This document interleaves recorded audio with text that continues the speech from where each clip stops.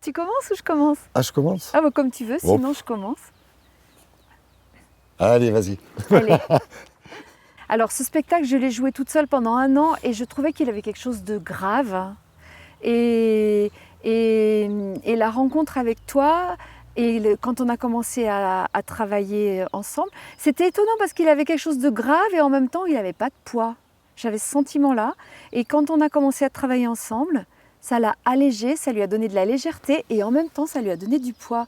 Ça lui a donné de la profondeur, voilà, c'est plus de la profondeur.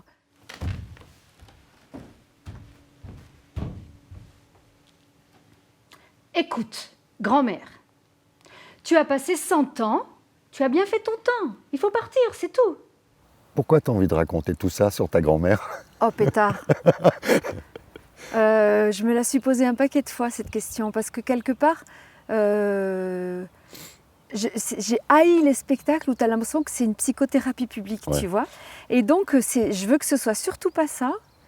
Et la première version que j'avais faite, j'avais l'impression que c'était ça, c'était mon histoire, mes anecdotes. Et je ne voyais pas, même si ça faisait rire les gens, je ne voyais pas pourquoi je leur racontais ça. Donc je l'ai réécrit. Hé, Pierre, qu'elle soupire. C'est tout ce que tu me racontes? Dans la vie, il y a des gens, sur un parcours de vie, il y a des gens qui font que tu es ce que tu es. Enfin, tu vois, des rencontres, mais ce n'est pas forcément des gens de la famille. Mais des fois, dans notre parcours de vie, on croise une rencontre qui nous fait faire un virage dans cette direction-là. Et je crois que ma rencontre avec ma grand-mère, c'est ça. Ma grand-mère se mariait, elle ne le disait pas. Elle disait à la place « s'embarrasser d'un homme ».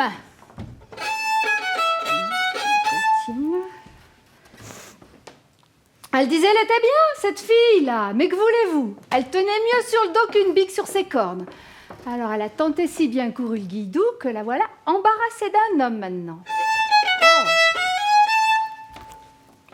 Elle disait pas faire l'amour, elle disait subir les assauts d'un homme. Quelquefois aussi, elle disait chanter la pomme. Et rapporter un paquet.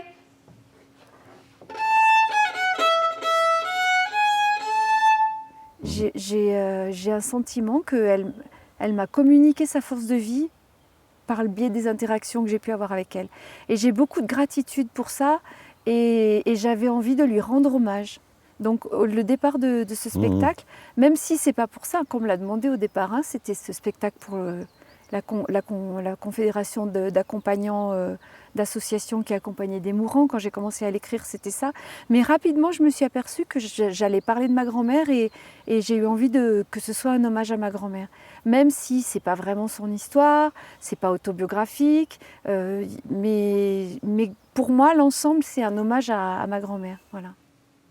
Il y avait du monde, hein? Oh, il y avait tout le village. Ah, puis il y avait même le maire. Ah, puis le maître d'école. Faut dire que il était drôlement célèbre, mon grand-père. Il était garde champêtre et secrétaire de mairie. Et c'est vrai que là, du coup, dans le spectacle, il y a toujours un peu cette ambiguïté-là. Est-ce que tu vrai? racontes des choses réelles ou des choses qui viennent d'autres personnes qui peuvent être réelles, mais qui ne sont pas forcément ton histoire? Je suis Et la d'accord, question, elle est souvent posée. La question est souvent posée et au début où on le jouait, puisque donc ça commence à faire quand même quelques années, quand les gens posaient la question, je disais oui, oui, avec un air de dire non, non, pour que justement ils continuent à avoir l'ambiguïté. Là, depuis quelques temps, j'ai tendance à expliquer le pourquoi du comment et je ne suis pas sûre que ce soit une bonne idée. Peut-être qu'il faut plus que je le fasse. Oh, un petit peu, Un c'est petit peu, bien. mais tu vois que les gens repartent avec l'idée de ne pas savoir si c'est vrai ou pas, parce que c'est ça qui fait aussi la magie. Il n'y a que les méchantes filles qui ont peur. Les gentilles filles iront au paradis. Les autres iront où elles veulent. C'est pour ça que je l'ai réécrit en essayant d'enlever les anecdotes et de laisser que les choses qui sont un petit peu universelles, que chacun puisse dire « Ah ouais, moi c'est mon histoire, c'est comme ça que ça s'est passé pour moi. » Voilà. Je ne sais pas si c'est réussi ou pas, mais c'est ça que j'avais envie de faire. On leur avait mis des bonbons. Oh, c'était beau, des pompons noirs puis des pompons violets. Pourquoi on leur avait mis des pompons noirs puis des pompons violets? Tu sais toi pourquoi on leur avait mis des pompons noirs puis des pompons... Ah ben oui, si je sais. C'était pour qu'elle soit habillée pareil que le curé, en fait. Sur toutes les dates qu'on a faites depuis qu'il existe le spectacle, est-ce que tu as un souvenir, un bon souvenir, enfin le meilleur souvenir ou un endroit où tu as vraiment eu l'impression qu'il y a eu? Je crois que ce que je préfère, c'est quand on joue chez des particuliers. En fait, enfin, des particuliers ou des petits lieux, des gîtes, comme il y a eu dans le Vercors, mais surtout des endroits assez resserrés où tu as l'impression d'être plus en intimité avec les gens qui sont là. Et il se passe quelque chose de beaucoup plus proche. On a vite fait d'être mort. Un jeune homme venait de se pendre dans la forêt de Saint-Germain pour une jeune fille au cœur tendre dont on lui refusait la main. Un passant, le cœur plein d'alarme, en voyant qu'il soufflait encore, dit allons chercher les gendarmes, peut-être bien qu'il n'est pas mort. Dit allons chercher les gendarmes, peut-être bien qu'il n'est pas mort. Bah, on l'a conçu comme ça aussi. Hein. Quand on le montait, on disait on monte un spectacle de cuisine. Et moi, j'ai un souvenir vraiment fort du spectacle dans la grange de Jean-Robert dans le Trièves. Mmh. De jouer devant ces paysans du Trièves alors que ce répertoire, il vient de là. Là, il y avait vraiment quelque chose de fort, de magique pour moi.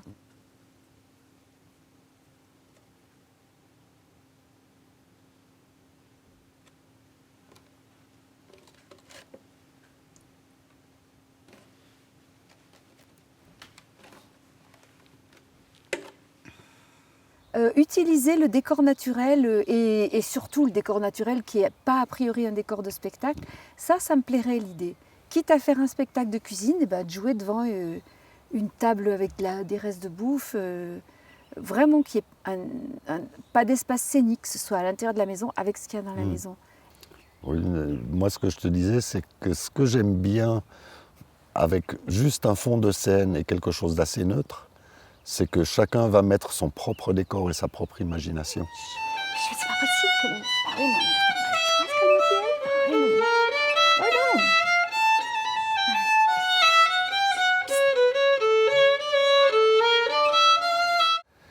Oh non. Et autrement, tu donnes des éléments déjà fixes. Mmh.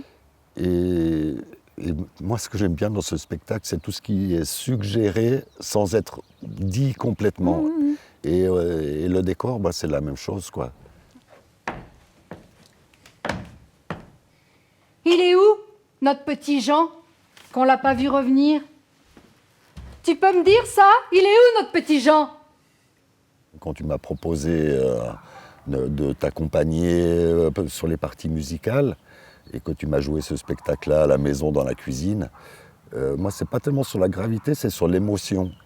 C'est-à-dire que jusque-là, à jouer de la musique en bal ou en concert, c'est du spectacle, mais même si tu joues sérieusement en concert, enfin sérieusement on peut mettre des guillemets, mais c'est quand même plutôt récréatif. Alors que là, d'un coup, c'était un spectacle qui touchait de l'émotion profonde, sans que j'aie forcément des images personnelles là-dessus. Mais tu sens que ça te titille un petit peu là dans le ventre, parce que ça parle des choses de la vie qui sont importantes. On n'y pense pas tous les jours, mais on a été touché à un moment par la mort du grand-père. Ça ne s'est pas forcément exprimé, mais ça a fait quelque chose. Ça fait tourner un peu les idées dans la tête, les pensées. Tiens, il n'est plus là. Qu'est-ce que ça veut dire ? Il a un seul œil de rubis avec lequel le reptile me fixe.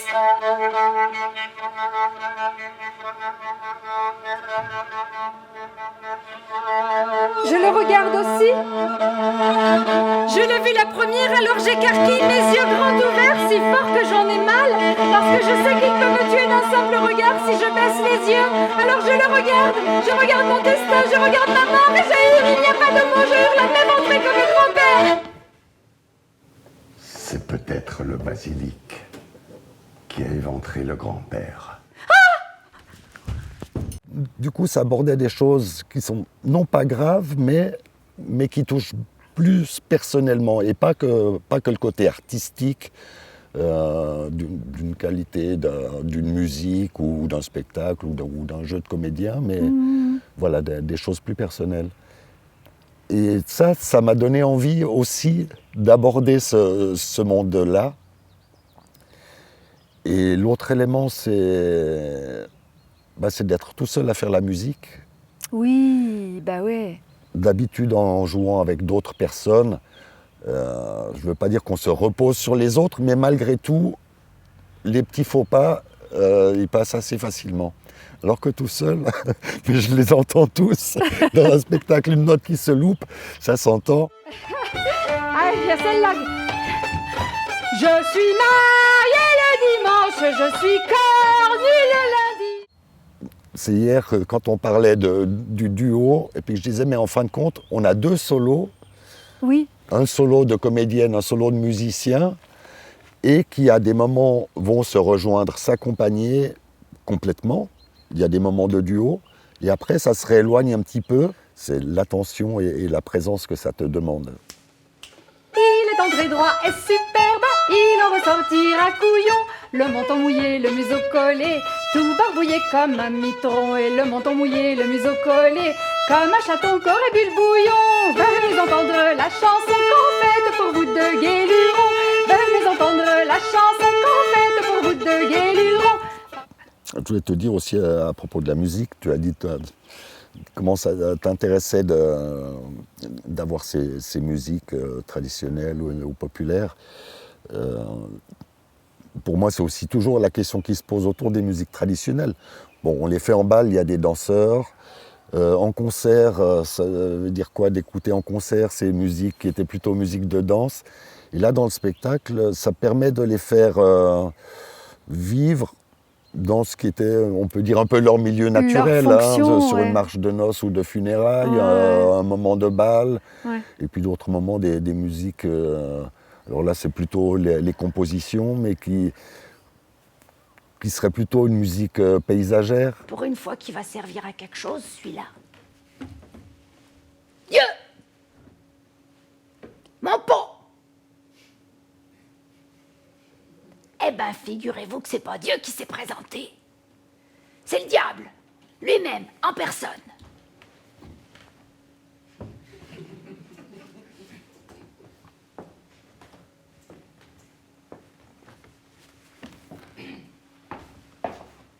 E il diavolo, c'est moi. Et le bon Dieu, il est très occupé. En ce moment, il a beaucoup à faire. Alors, c'est moi qui le remplace. Comprenez? Bien Alors, bon te tiens. qu'est-ce que tu veux, nonna? J'arrive à des affaires, ça sent un peu le souffle. D'accord? C'est toi qui m'as réclamé à prendre la place du diable. Non, C'est ça, toi. c'est pas vrai. Mais si, je t'assure. Un beau jour, t'as dit « Ah, mais moi, je le ferai bien, le diable. » Je t'ai dit « Vas-y, mais c'est toi qui as dit « Je vais faire le diable. Non. Le contrat de départ que tu m'as proposé, » Vas-y. c'était de t'accompagner musicalement. Oui, on est d'accord. Ouais. Mais j'avais quand même ma petite idée derrière la tête. Oui, mais c'est là où tu es un peu sournoise quand même. Sans rancune. C'était pas l'heure, c'est tout. Le diable, c'est pas moi, hein. C'est toi qui m'as demandé un jour de faire le diable. Et puis, Ah ouais, c'est ah moi. oui, Ah, je tout me seul, rappelle pas. moi, je me serais jamais lancé là-dedans. Ah ouais. C'est le seul moment, alors quand je dis qu'on se regarde pas tout le spectacle, c'est le seul moment où il y a interaction entre toi et moi dans le spectacle, c'est ce passage-là où Ouais. la grand-mère, elle joue avec le diable et on joue avec grand plaisir, quoi. Et puis, je leur faisais des belles funérailles. Ah, aussi, j'extirpais, alors non sans mal, c'est difficile, vous devriez essayer. J'extirpais non sans mal les escargots de leur coquille d'origine pour les réintroduire dans une autre coquille plus large et plus spacieuse. Et comme l'intervention endommageait toujours un tant soit peu le gastéropode, et que on peut dire que ces parties molles avaient tendance à ressortir de la nouvelle coquille, je les attachais bien serrés avec des bouts de chiffon. Et immanquablement le lendemain matin, je retrouvais mes patients tout secs et tout durs. Quel manque de savoir-vivre. Moi, j'ai pas l'impression d'être comédien, j'ai l'impression de faire partie aussi du paysage, mais pour faire partie du paysage, tu ne peux pas avoir n'importe quelle attitude. En même temps, il faut être présent, mais en même temps, il y a une forme de neutralité parce que le texte et l'essentiel, pour moi, il est centré sur toi. Il ne faut pas que j'accapare l'attention par des gestes inutiles. Donc c'est plutôt une attitude, même si elle est figée. Alors moi, j'appelle pas ça être comédien, hein, j'appelle ça être pot de fleurs dans le paysage. Mais il faut que le pot de fleurs, il soit joli. Ce drôle d'instrument de musique, un jour le colporteur a fini par l'oublier à la maison et c'est moi qui ai hérité de cette vieillerie, qui n'est plus un instrument de musique d'ailleurs, parce qu'un beau matin, mon mari s'est mis en tête de le bricoler, il a enlevé toutes les notes. On n'en a laissé qu'une. Il voulait faire une lampe. Tu te sentais comment pendant qu'on tournait la fiction chez toi? Envahi? Non, ça va, je trouve ça marrant.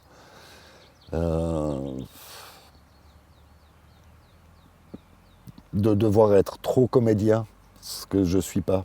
D'être beaucoup plus comédien et je ne suis pas trop à l'aise avec ça.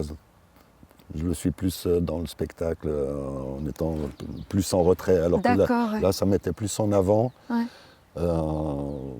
Sur quelque chose que je n'avais pas préparé en plus. Je ne savais pas très bien ce qu'on allait faire. Donc, moi non plus, je savais qu'on allait être déroutés, donc on l'a été, donc voilà. C'était un petit mercelot et long là, que dit-on de l'amour? C'était un petit mercelot avec sa marchandise.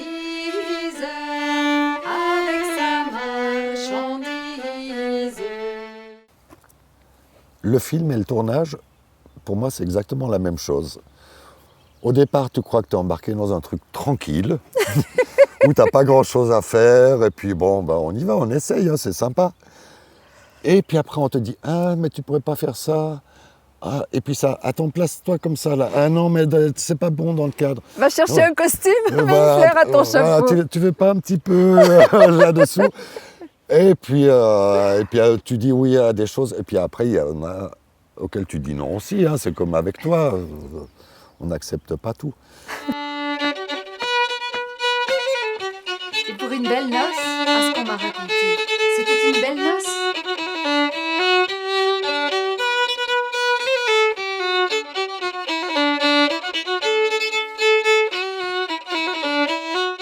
Si je refais l'historique, l'idée c'était de faire une bande promotionnelle tournée sur scène pour vendre le spectacle.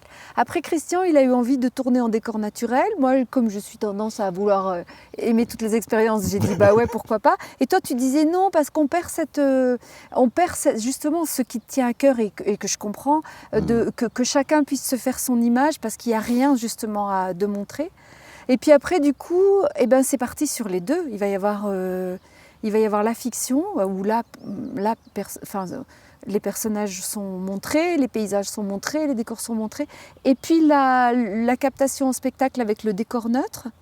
Et du coup, moi je trouve que ça amène, et c'est ça c'est la surprise pour moi, ça amène à une confrontation entre le théâtre et le film. Ma grand-mère, elle tuait aussi les lapins.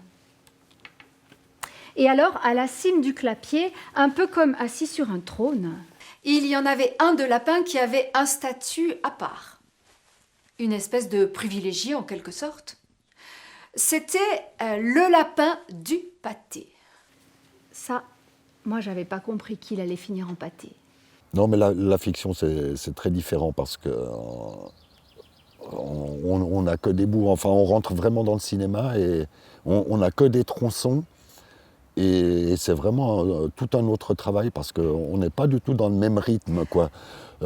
Justement, pour 2 répliques de 30 secondes, il faut se mettre dans le bain. C'est vraiment un autre boulot, quoi. Dis donc, docteur, je présuppose que c'est pas pour voir si j'ai toujours le nez au milieu de la figure que t'es passé. Alors, c'est comment? Ni dans le même rôle, hein. Ni dans le même rôle, on est moins acteur que plutôt matière pour des plasticiens, tu vois ce que je veux dire?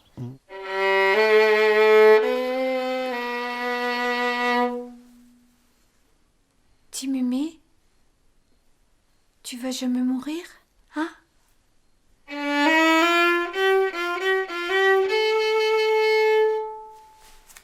Et puis bonté, il manquerait plus que ça que je meure. J'avais l'impression que les artistes, Oui, c'était ça- l'équipe de C'est tournage un élément et que important, moi, ouais. j'étais la matière première des artistes. Et quand on est sur scène, les artistes, c'est nous du coup. Et c'était cette différence-là que j'ai trouvée intéressante. Mais lorsqu'il était à la maison, cela pouvait durer des heures, à faire la paille aux chèvres avec ma grand-mère. Je le détestais, cet Italien bavard, car j'étais jalouse du temps de ma grand-mère qu'il me volait. Je ne sais pas quand on va regarder la fiction, quand elle sera montée, si ça ne va pas transformer notre jeu sur scène. Oui, j'ouvrirai plus la bouche. Et j'en ferai encore moins. Je suis sûr. Ouais. Attention, il a tout enregistré. Hein.